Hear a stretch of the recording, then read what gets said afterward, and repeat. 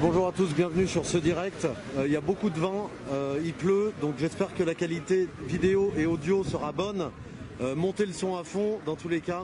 Voilà, donc là on est aux Invalides, voilà, avec les restaurateurs, les patrons de bars et des discothèques en colère.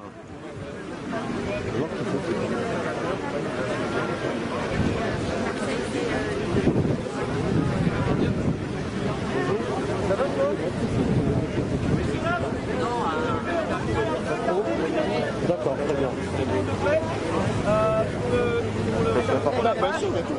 C'est ça la distance. La distance, c'est ça. Non, essayez de mettre un peu de distance entre vous. Reculez et regroupez-vous en arrière. Voilà, et on va vous expliquer le but de notre opération aujourd'hui. Bon, ça va. Reculez un petit peu encore, s'il vous plaît. Je vais mettre avec vous. J'aimerais qu'il n'y ait pas de syndicat. Non, moi je suis membre du collectif, je ne suis pas syndicat et je suis propriétaire d'établissement. Non, non, je veux pas qu'il y ait de syndicat. C'est bien que vous soyez là, mais c'est pas un mouvement syndiqué. Je ne parle pas au nom de... Bonjour à tous, bienvenue sur ce direct. On est avec les restaurateurs, patrons de bar en colère. On n'est pas là pour nous, on est là pour Marcel, mais moi je parle pas au nom. Allez bien, regarde, tu t'attends. C'est dommage. David. Alors, je voudrais qu'il y ait les membres fondateurs du collectif. C'est-à-dire John, Stéphane, Audran, Thibaut. L'autre, il est là. Sauf qu'il n'est pas là, il ne peut pas venir. Nous-mêmes, on va juste un peu se mettre. Hein les membres du collectif salut.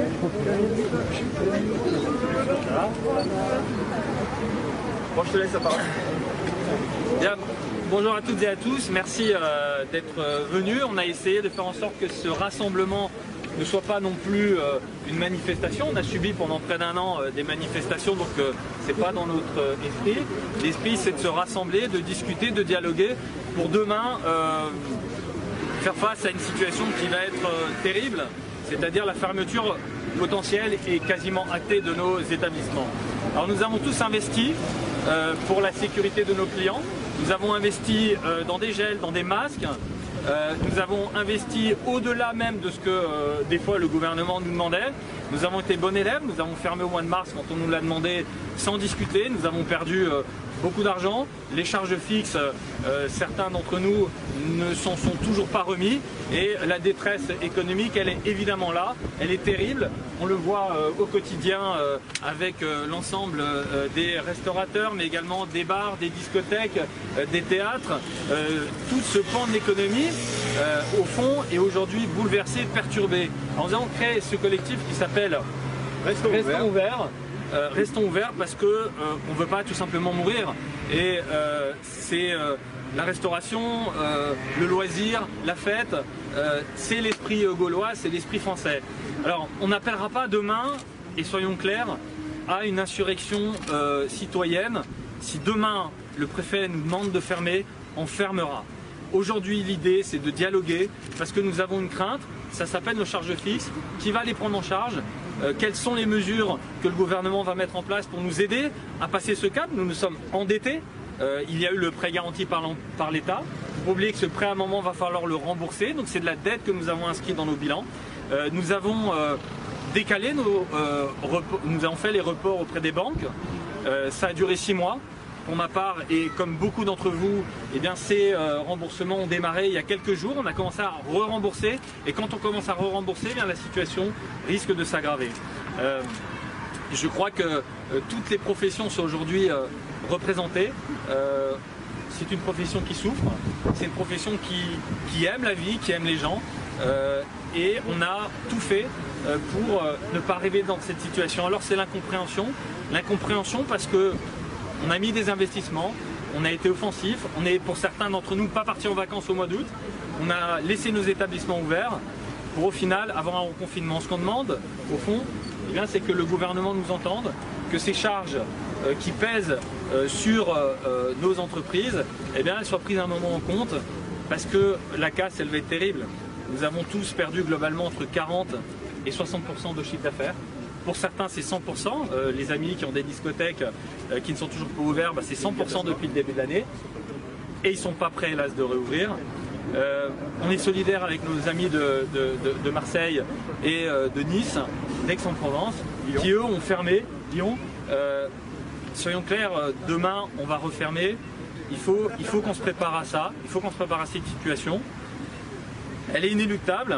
On essaie, nous de notre côté, d'entamer le dialogue avec le gouvernement. On va dès demain envoyer un message à Bruno Le Maire pour entrer en discussion, parce que nos entreprises ne peuvent pas mourir, on ne peut pas nous dire de fermer sans savoir comment économiquement on va pouvoir survivre à cette deuxième vague, à cette deuxième fermeture qui sera au fond terrible pour notre économie.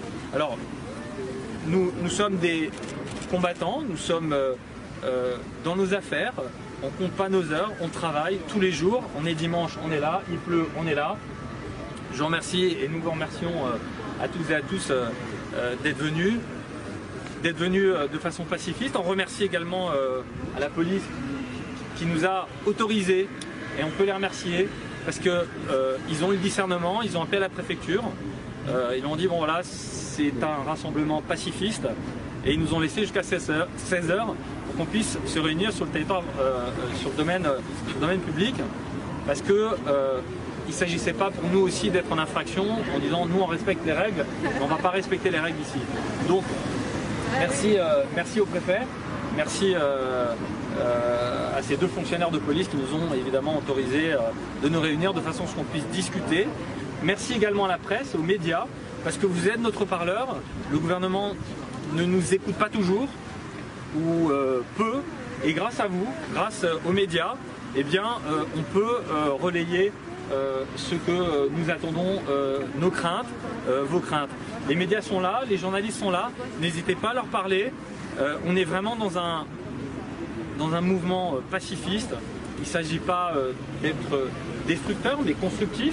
Si vous avez des propositions, si vous avez des pratiques que vous avez dans vos établissements qui permettent demain de les mettre en place partout et de façon à ce qu'on ne ferme pas, n'hésitez pas à le faire. Et les journalistes sont là pour relayer, et je vous en remercie par avance. On peut les applaudir parce que sans eux, franchement, et sans eux, notre message ne passerait pas.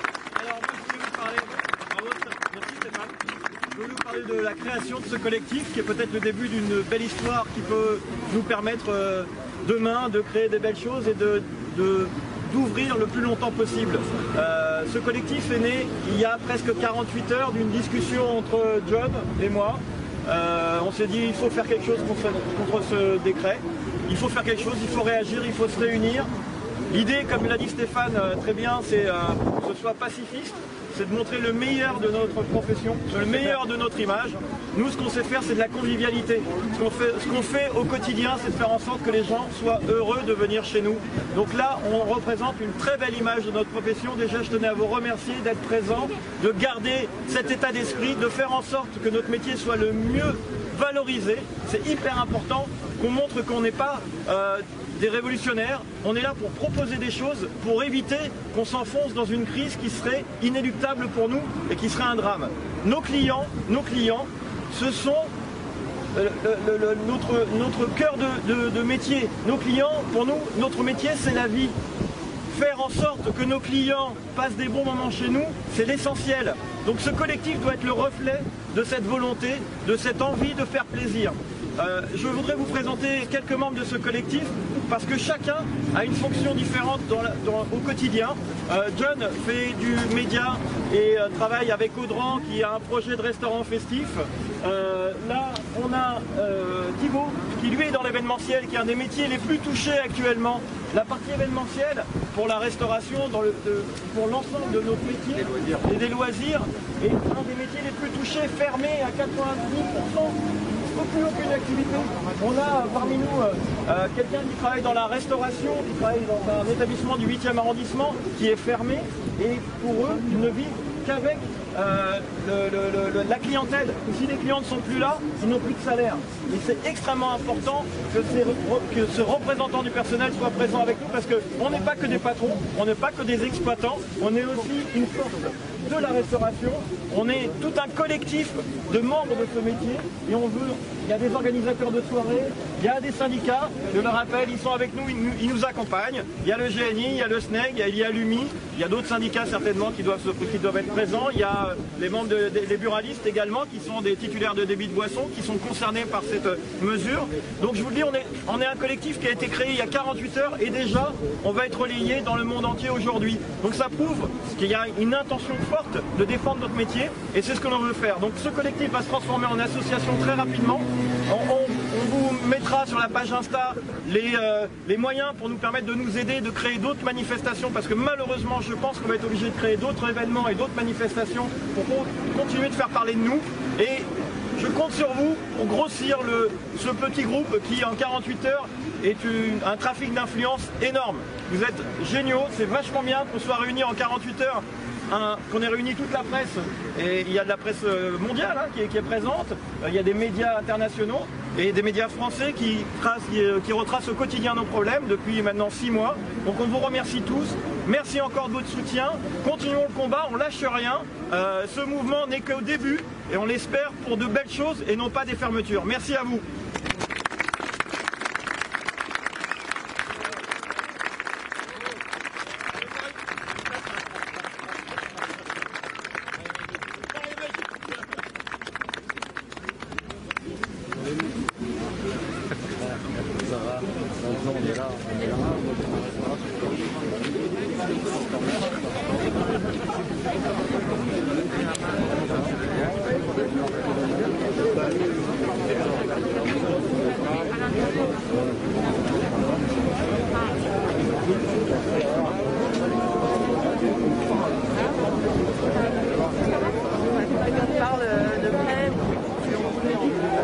Voilà, donc pour tous ceux qui nous rejoignent sur le direct, bienvenue à vous.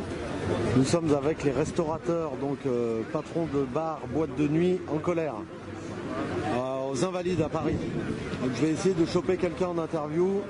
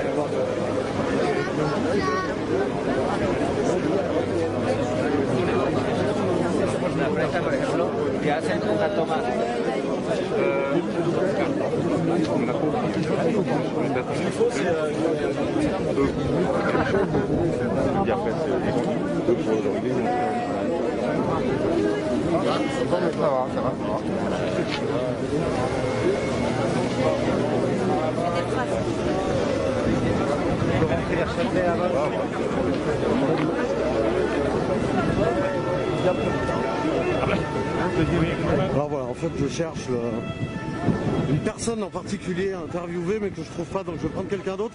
Donc là vous voyez on est aux Invalides aujourd'hui. Voilà, donc un discours quand même assez modéré, hein. Ils disent on veut pas faire une révolution, mais bon, je pense qu'ils se rendront peut-être compte qu'à terme, s'ils doivent fermer et que ça doit durer, ils n'auront pas bien le choix. Parce que tout à l'heure, ils ont dit, s'ils nous disent de fermer, on va fermer. C'est complètement se soumettre.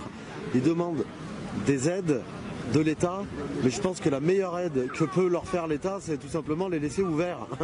Voilà, c'est bien beau de se faire aider, mais je pense que au vu de la crise sanitaire actuelle qui est en train de s'étouffer complètement, enfin pas tout à fait complètement, mais presque, enfin il y a des aberrations. S'ils commencent à fermer les bars, les restaurants aujourd'hui, fermons le métro, fermons les cinémas, fermons les salles de spectacle, fermons tout en fait. Voilà. Là, on est en train de s'avancer de plus en plus vers un confinement général ou alors localisé. Hein. Moi, c'est ce qui me fait personnellement peur.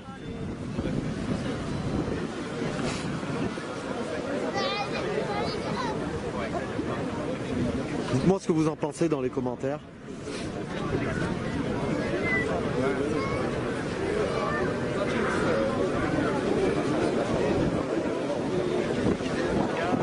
Bonjour. Excusez-moi, est-ce que vous posez quelques questions? Ouais. Super. Alors le vent, il y a moyen de vous mettre. Ouais. Ah, super. Bonjour. Bonjour. Est-ce que vous pouvez vous présenter?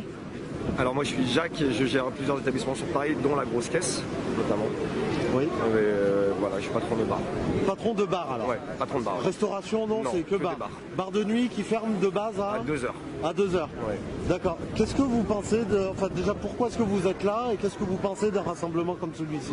Moi je trouve que c'est bien, pour une fois notre profession elle est unie. On n'a jamais le temps d'aller manifester, on est toujours au boulot, là on peut se retrouver tous ensemble et c'est une bonne chose qu'on soit tous mobilisés. Et pourquoi on est là? Tout simplement parce qu'il y a une injustice quelque part. On va enlever le masque hein, si vous voulez. Hein. On laisse les transports ouverts. Quand on voit les vidéos circuler, c'est ce que je disais, en fait tout est ouvert. En gros, tout est fait pour que les gens aillent travailler. C'est ça. Et par contre, les loisirs, il n'y en a plus, quoi. Exactement. Il n'y a plus de loisirs. Et donc, les conséquences de fermer à 22h pour vous qui avez plusieurs établissements sur Paris, c'est quoi? Il y en a déjà certains établissements qui sont fermés, ouais. Donc les boîtes de nuit notamment. Et pour les autres, les conséquences, elles sont graves parce que 22h, c'est là où... c'est la moitié du temps. On ouvre à 18h, nous. D'accord. Donc c'est énorme pour nous. Plus on ajoute à ça, la musique sur la voie publique maintenant est interdite de 22h à 6h du matin. Oui, mais je connais pas très peu de personnes qui mettent de la musique sur la voie publique. Non, mais déjà. Les jeunes, par exemple, avant, ils pouvaient se rassembler parce que les boîtes de nuit étaient fermées. Maintenant, le moindre loisir... Ça va les arrêter, sérieusement ? Le moindre loisir est interdit maintenant ? Oui, complètement, mais de toute façon, ça n'arrêtera pas les jeunes. Et le problème, en fait, le gros problème, il est là, c'est que quand on a envie de faire la fête, on rentre pas chez soi à 22h. Ouais. Et on va pas empêcher les gens de faire la fête. C'est français, c'est dans nos racines, c'est comme ça. Donc les gens, ils iront faire la fête sur les places, ils se rassembleront, et qu'est-ce que pourra faire la police ? Là maintenant, ils savent où venir taper s'il y a un problème. Je sais pas si vous étiez au courant, mais ici même, aux Invalides, il y avait eu une soirée Projet X qui avait été organisée. Résultat, la police qui arrive, des coups de flashball, une grosse répression sur les jeunes qui voulaient simplement s'amuser. Bon, je dis pas que les jeunes n'ont pas fait de conneries, mais bon, obligé d'en arriver là, quoi. On en arrive là, ouais, c'est ça, malheureusement. Mais par contre, de toute façon, ils n'auront plus de cible sur qui taper, excepté la population. Ouais. Là maintenant, nous, ils viennent nous taper, et ils savent où nous trouver.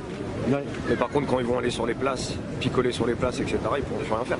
Bah oui, il faut rappeler que surtout avec des établissements comme les vôtres, il y a la sécurité. Bien sûr. On essaie de mettre en place toutes les distanciations sociales. On a investi beaucoup d'argent aussi dans le matériel. Hein. Voilà, oui, c'est ça. C'est dur et même voilà, on est là aussi en soutien pour Marseille. Parce qu'on ne les oublie pas, on essaye de nous monter les uns contre les autres, mais non, on ne se lâchera pas. En parlant de Marseille, est-ce que vous pensez que dans les jours ou les semaines à venir, ça va être une fermeture totale et définitive? Je pense que nous, on va arriver comme Marseille dans pas longtemps, Ouais, je pense, D'accord. Ouais. Autre chose, est-ce que vous n'avez pas trouvé, enfin moi c'est mon avis personnel, le discours pacifiste est bien, mais il y en a qui mettent la clé sous la porte, vraiment quoi. Non mais c'est pas... C'est-à-dire que il disait en gros, on a subi les manifs, machin, moi ça me titille un peu parce que c'est très bien de faire un rassemblement comme ça, mais vous allez quand même fermer. Vous allez quand même fermer, il y a des emplois qui vont être supprimés, vous allez peut-être fermer définitivement des établissements et il y a plus de 300 boîtes de nuit qui ont déjà fermé aussi. Il y en a les conséquences, elles vont être terribles. Hein. Donc pour vous, il faudrait des actions quand même un peu, peut-être plus... On verra par la suite. On verra par je la suite. laisserai restons ouverts, voir un petit peu, on en discutera, mais effectivement, je pense qu'il faudra muscler le jeu un petit peu si on va être écouté. Est-ce que vous êtes pour le fait, enfin, vous soutenez à Marseille donc, ne fermons pas, en gros, c'est ça? Restons ouverts. Restons ouverts. Ouais. Vous, c'est plus votre politique. Ouais, restons ouverts et après, chacun prend ses responsabilités. Mais ouais, effectivement, je pense qu'il faut rester ouvert. Et même si ça sera jusqu'à 22h, on restera ouvert quand même quitte à perdre de l'argent, ne pas gagner d'argent, on ne fermera pas, quoi. Parce qu'on leur donnera raison. Vous n'avez pas peur de la répression? Si, on l'a déjà, la répression. Ça fait déjà quelques semaines que la répression, elle est chaude, quoi. Il y a pas mal de monde qui disent tant pis, au pire on perd tout, mais enfin... De toute façon, on est en train de tout perdre. On est déjà en train de tout perdre, donc pourri pour pourri, comme on dit. Ouais. D'accord. Vous avez un mot pour le gouvernement ou pour les gens qui nous regardent là maintenant, on dirait, je sais pas, ce que vous voulez. Il faudrait qu'il n'y ait pas de demi-mesure, quoi. C'est soit on applique les règles à tout le monde et on ferme les transports, on ferme les écoles et on ferme tout, ou sinon on reste ouvert. Voilà. Et puis si les clients des établissements comme peuvent vous soutenir aussi, et ils vont se mobiliser, important. Ils vont se mobiliser parce qu'à un moment ils en ont marre. Nos clients, voilà, on a été, comme on vous l'a expliqué, ça s'est créé en 48 heures. Donc il y a déjà quelques-uns de nos clients qui sont là, très peu. Mais à un moment, nos clients, ils vont nous soutenir, c'est sûr. Il y a un endroit où on peut se tenir informé de tout ça. Il y a une page Facebook. Il y a des pages, il y a Instagram, sur Facebook. On est en train de développer tout ça. Notre mouvement, il est très récent. Ça été... En 48 heures. Ouais. Donc, à suivre. À suivre. Très bien, merci. Merci, courage. C'est pour vous d'être média indépendant. D'accord. Merci. Voilà, donc quelques avis donc mitigés. Hein, vous voyez. Certains disent si on doit fermer, on fermera. D'autres disent tant pis, on restera ouvert. Il y en a qui voudraient des actions un peu plus concrètes que tout simplement ce que le monsieur a dit tout à l'heure, sa mini-conférence là. Donc voilà, les avis sont mitigés. Voilà, je vous rappelle, je crois que depuis le confinement, il y a plus de 300 discothèques, par exemple, qui ont fermé, qui ont définitivement mis la clé sous la porte. Donc c'est très grave. Le milieu de l'événementiel, de la restauration, c'est très important. Voilà, c'est un énorme secteur en France.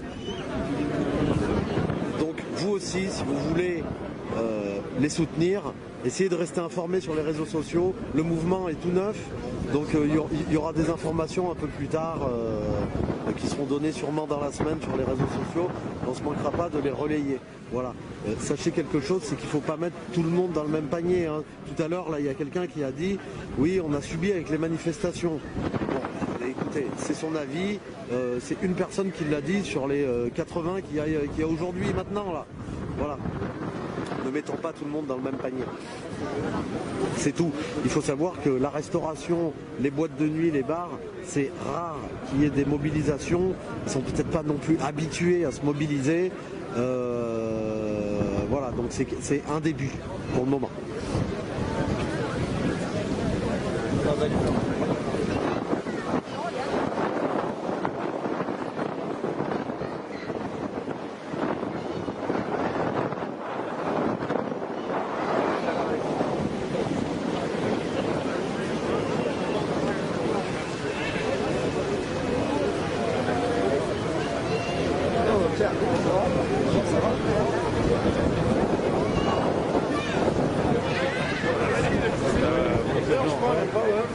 Mais moi je suis pas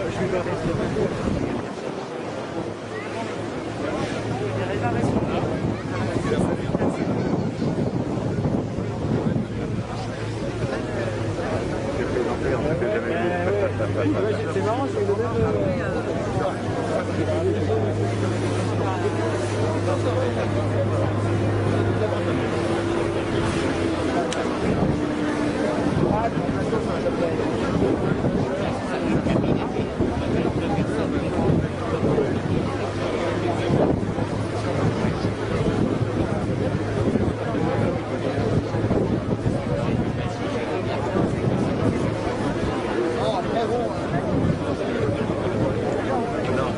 on va essayer d'avoir peut-être quelqu'un. Peut-être quelqu'un d'autre, ce serait bien d'avoir un restaurateur. Alors, je cherche. Ah bah, je vais demander à quelqu'un quelque chose. Excuse-moi, est-ce qu'il y a quelqu'un qui boîte de nuit ici? Oui, du milieu de la nuit. Milieu de la nuit, tu peux demander à ce jeune homme. Il est très impressionnant. Le jeune homme en vert. Super. Bonjour. Je cherche quelqu'un pour représenter un peu les boîtes de nuit, tout ça. En boîte de nuit, on va faire au droit parce que je peux parler ou à Luc sur le droit. Alors, viens avec moi. Je suis.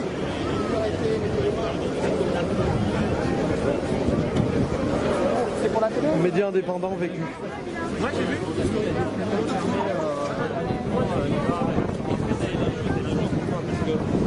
C'est pas de la télé? Non, c'est média indépendant. Là, je suis en direct, là j'ai 3000 personnes qui regardent. C'est dommage. C'est vraiment dommage. Je cherche quelqu'un pour parler pour les boîtes de nuit, pour donner la voix pour les boîtes de nuit. Je cherche quelqu'un qui peut parler pour les boîtes de nuit, pour les clubs, ou éventuellement événementiel. Ça se trouve. Personnellement, ce n'était pas mon rayon. Il y avait. Où est-ce qu'il est? Oui, mais qui veut parler? Il n'y a pas Emmerich par hasard? Peut-être là-bas, c'est un boîte de nuit. Ouais, super. C'est compliqué quand personne veut parler.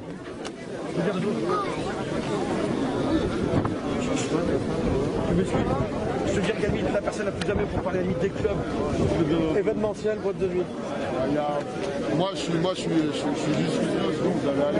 Bah, c'est sûr. Michael Fox. Voilà. Soleil. Soleil.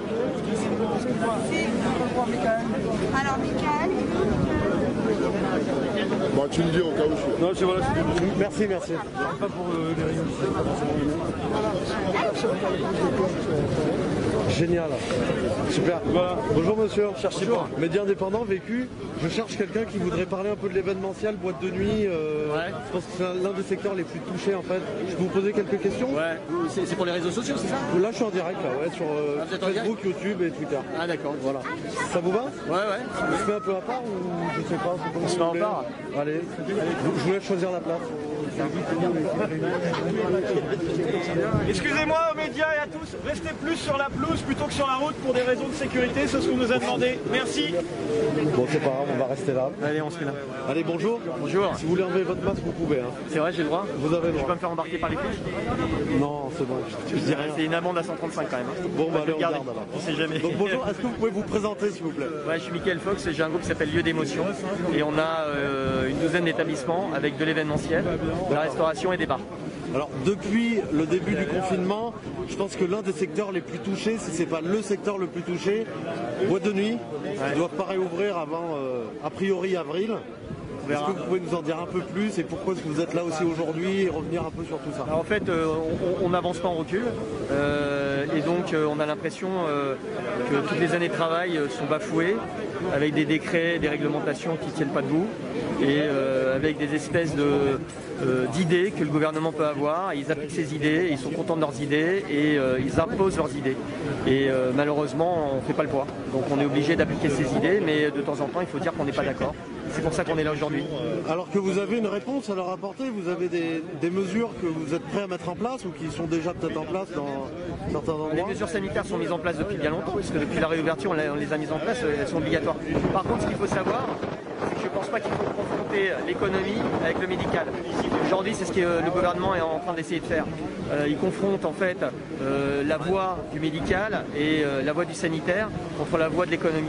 Et je trouve que c'est totalement ridicule parce que les deux vont ensemble, les deux paires. On a besoin de l'économie, on a besoin du sanitaire. Et si on arrive à avoir effectivement une vraie synergie entre les deux, tout le monde sera content, il y aura moins de malades, il y aura moins de cas et l'économie continuera à tourner. C'est le but de cette manifestation et de ce rassemblement aujourd'hui. D'accord. Est-ce que si on enlève tout ce matraquage médiatique, enfin à cause de ce matraquage médiatique sur le Covid, attention, on va tous mourir en gros, vous ne pensez pas que sur le long terme aussi, ça peut affecter les habitudes des gens et peut-être moins sortir? C'est évident qu'on est en train de modifier les habitudes des gens. Les gens retournent à la maison à 2h du matin. À partir de la semaine prochaine, ça sera 22h à Paris dans certaines grandes villes. Marseille, c'est fermeture. Donc évidemment que les gens prennent des habitudes différentes. Maintenant, il faut voir si ces habitudes-là, ils vont les garder. Est-ce qu'elles sont meilleures que des habitudes d'aller se faire servir dans un restaurant de rien faire, de se faire débarrasser la table, de payer une addition, mais bon bref, il y a beaucoup moins de travail que de recevoir chez soi. La fête c'est pareil, on ne peut pas avoir le même son dans une discothèque que chez soi, c'est impossible. Donc on a quand même un confort dans nos établissements qu'on n'aura jamais à la maison. Et une sécurité aussi. Et une sécurité bien sûr. Et ce confort-là n'a pas de prix. Et les gens y reviendront, c'est sûr. Oui, puis c'est le... je sais pas comment dire. Non mais si on existe, c'est qu'il y a une raison. Quoi, aussi, voilà, on peut pas disparaître totalement. Il y aura des modifications, il y aura des gens bien sûr qui vont certainement sortir différemment, peut-être qu'ils vont sortir moins tard, peut-être qu'ils vont sortir moins souvent, mais je pense qu'on va continuer à exister. Il ne faut pas oublier une chose, c'est que c'est l'effet élastique. À force de tendre l'élastique, après il revient à un état normal, d'une façon décuplée. Les gens vont sortir davantage, ils vont aller au restaurant davantage, en tout cas je crois. Le problème aujourd'hui c'est que les gens sont dans l'incertitude et c'est ça qui crée complètement cette crise économique qu'on est en train de vivre. C'est l'incertitude. Il faudrait qu'on ait un plan et qu'on ne nous cache rien et qu'on nous dise ce qui va se passer d'ici la fin de l'année. Comme ça on prend les mesures nécessaires et au moins les gens savent ce qu'ils peuvent faire jusqu'à la fin de l'année. C'est ça, c'est que là on vit un peu au jour le jour, on attend le discours de Véran, de machin, de Castex, on sait pas du tout où on va en fait. Oui, mais leur réponse c'est de dire que le virus de toute façon il est imprévisible. On est d'accord que le virus est imprévisible. On peut donner un exemple, c'est que depuis hier, aux États-Unis, certains États ont décidé d'aller contre le virus, de rouvrir les discothèques, de rouvrir les restaurants, de rouvrir les bars et d'arrêter le port du masque. Je pense à la Floride. La Floride c'est un gros État aux États-Unis. Depuis hier, tout est rouvert à 100%. L'immunité collective sans contrainte. Voilà une vraie décision. Peut-être qu'elle n'est pas bonne, peut-être qu'elle fait peur à un certain nombre d'individus. On sait très bien que par exemple en Floride, à Miami, il y a énormément de retraités qui sont potentiellement touchés. Mais en tout cas, ils ont pris ce risque et en l'occurrence, on verra le résultat à la fin du Covid. On peut voir aussi en Suède, depuis le début de la crise, il n'y a pas eu de confinement, il n'y a pas eu de port de masque, il n'y a rien qui a fermé. Pourquoi pas l'immunité collective ? Attention, c'est pas si simple que ça.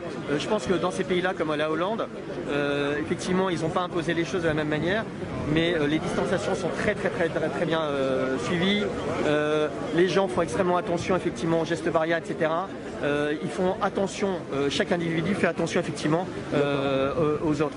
Donc peut-être qu'en France, on a un peu peur, effectivement, de cela, et on fait moins confiance au peuple. C'est dommage. Je pense qu'on peut faire confiance aux restaurateurs, aux responsables des bars, aux responsables des discothèques. On peut faire confiance au peuple. Je vous pose une question, vous répondez si vous voulez ou pas, parce que c'est un peu plus sur le Covid que votre secteur. Ouais. Vous attendez pas cet hiver à avoir une angine Covid, une grippe Covid, un rhume Covid, une gastro-Covid, une rhino-Covid, tout ça? Vous répondez si vous voulez. Peut-être que j'aurai un mal de tête ou une otite Covid. Je sais pas. Bon, tous les hivers, de toute façon, on est malade. On a un rhume, on a une angine, on a une grippe, etc. Ça sera comme tous les autres hivers. Il n'y a rien qui va changer. Voilà, je pense qu'effectivement, aujourd'hui, il ne faut pas avoir peur de la maladie. Voilà, il faut avoir peur de la mort, c'est normal. On a envie de vivre. Mais il ne faut pas avoir peur de la maladie. Puis surtout, il faut pas, encore une fois, mettre des restrictions au doigt mouillé. Là, c'est exactement ce qu'on a l'impression d'avoir et c'est un peu insupportable. Voilà, c'est-à-dire un effondrement presque mondial, économique presque mondial pour une maladie, quoi. On a une économie mondiale qui est très touchée, on le voit. On parle que de ça d'ailleurs. Je pense qu'il y a des économies qui fonctionnent plutôt pas mal pendant le Covid. Les gens qui se sont mis à vendre des masques, des gels hydroalcooliques et d'autres choses. Mais en l'occurrence, je pense qu'effectivement, il y a une crise mondiale très dure. On lisait un article dans un média thaïlandais où il y a une hausse des suicides qui est colossale en Thaïlande. Parce que les gens, ils ont plus de travail, parce qu'ils vivent mal et voilà. Et ça, c'est aussi des dommages collatéraux du Covid. Il faut y faire attention. Si vous avez quelque chose à demander ou à dire au gouvernement, là, après j'arrête. Moi, je fais une feuille de route. Je voudrais que les mesures sanitaires soient en lien avec les mesures économiques. Les aides qu'ils nous donnent, elles sont très bien, très sympathiques. Quand on est reçu par les ministres, c'est parfait. Mais le problème, c'est qu'en fait, ça va à 20 à 25% de notre économie. C'est-à-dire qu'une aide qu'ils nous donnent, elle représente que 20 ou 25% en fait de nos pertes. C'est pas suffisant. On veut ouvrir dans de bonnes conditions, on veut rester ouvert. Et si jamais effectivement on doit fermer, on veut une vraie raison. Et la raison, on l'a pas aujourd'hui. Oui, en fait, c'est ça, c'est une vraie raison, tout simplement. Très bien. Merci beaucoup.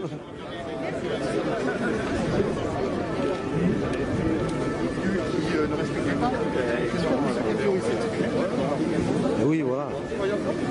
Ça nous arrive. Ah, vous êtes le propriétaire du bar ? C'est un peu ça, mélanger l'économie avec la santé, c'est vrai que effondrer une économie mondiale pour la santé, enfin bon bref, voilà, vous faites votre avis. Vous faites votre avis, moi je vais pas durer plus longtemps sur le live, j'ai juste 2-3 petites choses à vous dire, très rapidement, que je vous invite à faire à chaque fois, et là je vous invite à le faire, c'est déjà, hop, à faire remonter cette note de vécu de 4,7 à 5. Vous pouvez aller sur la page Facebook et laisser votre avis. Et puis aussi j'invite toutes les personnes, vous voyez, qui sont abonnés, donc 278 000 abonnés, à aller liker la page. Parce qu'en fait souvent là il y a des personnes qui sont abonnées mais qui ne likent pas. Et vice versa, si vous likez la page, pensez à vous abonner. Et puis on est aussi en direct sur YouTube. Regardez, je vous montre, allez vous abonner à la chaîne YouTube. On a déjà 32 400 abonnés. Voilà. Il y a beaucoup de choses qui se passent hein, sur YouTube. Et vous pouvez regarder ça sur une télé connectée. Donc pensez à le faire aussi. Pensez aussi à me suivre sur Instagram. Vous voyez mon Insta qui est juste ici, Jules Ravel 1, Jules Ravel 1. Voilà, pensez à vous abonner à mon Insta. Dessus, il y a plein de vidéos de Hong Kong d'ailleurs. Il y a des épisodes de Vie ma vie avec la GoPro sur le casque, tout ça. Donc pensez à vous abonner. Pensez aussi, si vous voulez me soutenir financièrement, hop, je vais tourner la caméra. Si vous voulez me soutenir financièrement, je ne sais pas s'il y a des modos sur le live, a priori il ne devait pas y en avoir. C'est mon lien participatif Tipeee qui est partagé actuellement. Ou s'il n'y a pas de modo, si quelqu'un peut aller le chercher, le financement Jules, citoyen reporter. Voilà. Donc même si vous ne pouvez pas aider ou filer un coup de main, je vous invite à quand même aller lire mon Tipeee. Il y a des choses assez intéressantes qui sont écrites dessus. Voilà, voilà. Là, je vais retourner à la petite ZAD là, qui est dans Paris. Je vais aller voir ce qui se passe un peu parce qu'a priori, il y a encore du monde sur place. Sinon, pour ceux qui demandent des nouvelles du père de mon ami, bah, il n'y a toujours aucune nouvelle. Alors, il s'est mis à neiger là-bas en Savoie, donc c'est... Franchement, c'est le père de l'un de mes meilleurs amis, donc je ne veux pas trop me prononcer, mais bon, les chances sont en train de se réduire. Et puis, je voulais terminer par une phrase. Je voulais terminer aussi par une phrase qui, pour moi, est importante. Si résister à la culture dominante est la dernière chance de nous sauver, alors nous avons besoin d'une culture de résistance. Allez, ciao tout le monde, restez connectés, je vous fais de gros bisous. Bye.